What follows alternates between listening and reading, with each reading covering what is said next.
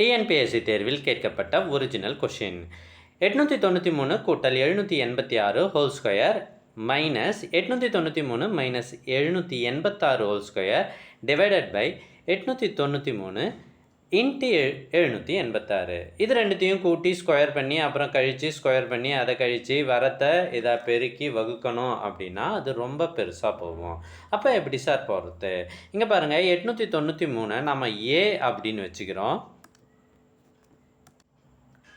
அடுத்து 786 நம்ம பின்னு வச்சுக்கிறோம்.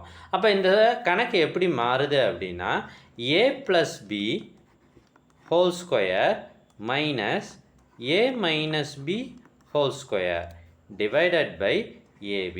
இப்போ என்ன சார் பண்ணுறது?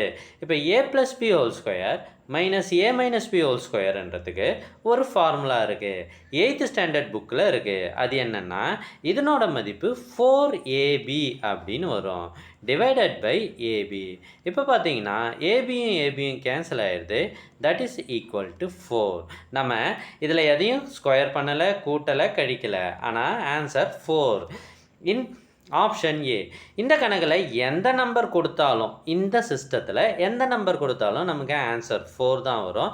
நம்ம இந்த ஃபார்முலாவை ஞாபகம் வச்சுக்கிட்டால் மட்டுமே போதுமானது.